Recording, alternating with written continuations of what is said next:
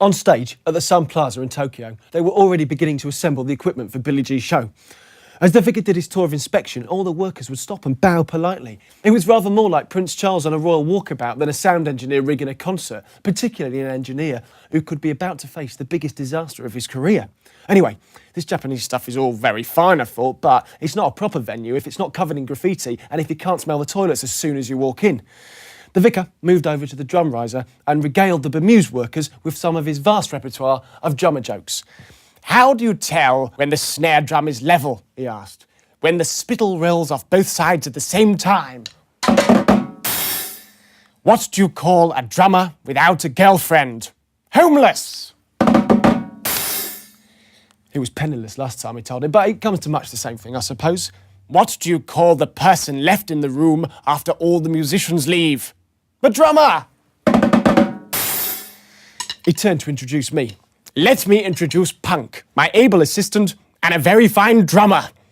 His band have been thrown out of all of the best pubs in London." The crew now all bowed to me. It's difficult to imagine anything more ridiculous. It was almost embarrassing. Here I am, a confirmed revolutionary, with a series of Japanese roadies bowing to me and saying, "Hurrah, Punk-san." The vicar was highly amused at my discomfort and wandered away, laughing to himself, to talk to Tetsu about a photographer for the following night. "He must be very discreet and must wait up there." He pointed to a gantry on the stage right, high above the lighting rig. "He must observe and photograph, but not interfere. You must make that most clear. Trust me, Vicar-san. I will see to it." "I do trust you, Tetsu. You are one of the very few people that I think I can trust. You and Hawk." One of the Japanese crew came over carrying a mobile phone. "It is Mr. Richard for you, Vicar-san." Breamore had phoned to say that he'd heard on the grapevine that Emma had checked into the Capital Tokyo Hotel. He was also trying to track down Kevin, who'd apparently failed to turn up for a band meeting. "That surprises me very little," advised the vicar. "I should not let it worry you. I am sure he will turn up for the sound check tomorrow, if not before." Breamore's response to this was so loud that the vicar pulled the phone away from his ear and waited for him to finish. "You look after the musicians, Richard, and I will ensure that there is no problem at my end." He handed the phone to me. "See if you can get Emma B for me. Capital Tokyo Hotel," he asked, handing me the phone, before wandering away to inspect the mixing desk. Tetsu found the number for me, but the very polite receptionist was very sorry to inform me that there was no Emma B staying in the hotel. "Ask for Mrs. McAllister," the vicar shouted over. I looked at him, wondering how on earth he could know such a thing. He smiled at me as if to say, "I have my contacts, you know." And I was duly put through to Mrs. McAllister. "Hello, Emma," I said, rather embarrassed. "I have the vicar for you." "Oh, not him again," she yelled. "Who the hell does he think he is? And how the effing hell did he get this number? Does he never give up?" "No, I'll speak to him." "Put him on." I was carrying the phone over to him, but he just shouted at me, "Ask her what contraception she uses." I stared at him in disbelief and I put my thumb over the mouthpiece before mouthing to him, "I can't do that."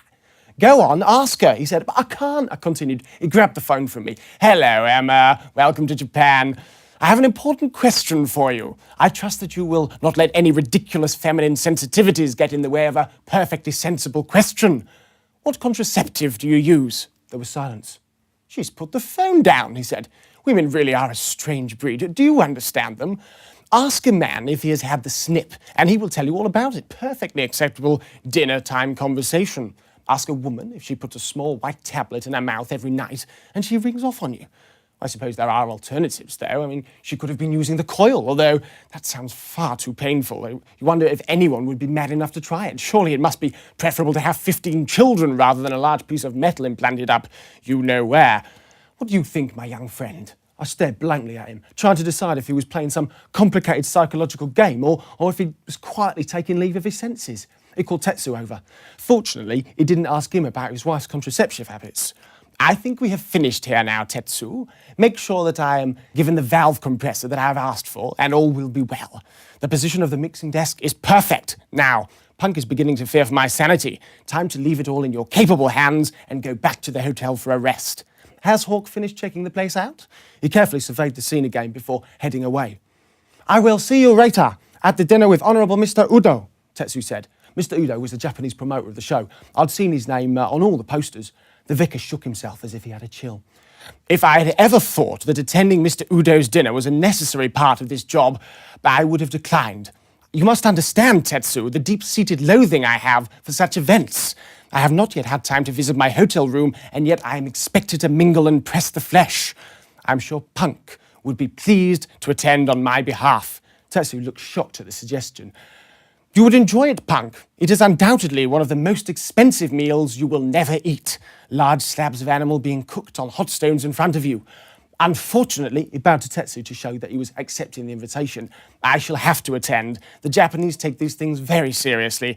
Mr. Udo would regard it as a personal slight. In any case, you are far too short and smelly. Only tall, clean people are allowed. It's a very strict rule.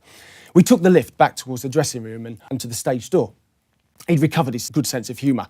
Unfortunately, Mr. Udo does always feel obliged to invite the artists, although Billy G is surprisingly house-trained.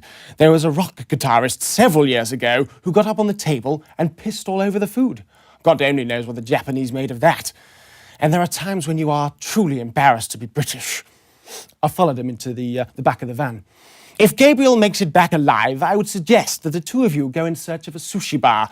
I was taken to one last time I was here. Bizarre. They know that I'm vegetarian, and yet choose a sushi restaurant. Something failed to connect.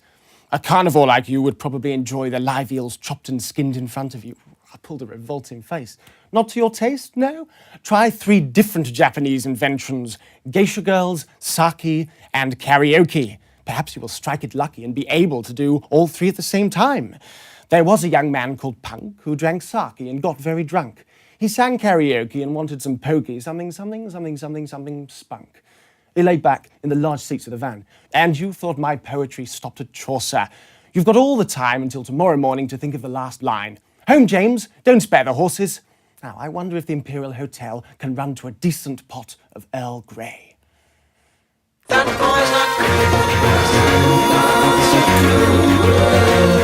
He's got ears the size of deep place.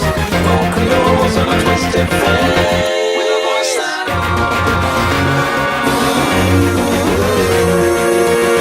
Over breakfast, I tried to persuade the vicar that he must do something rather than sleepwalking his way to disaster. You're like that emperor fiddling while Rome burned, I said. Yehudi Menuhin. Now that is serious. I was so relieved. It's possible that I cried.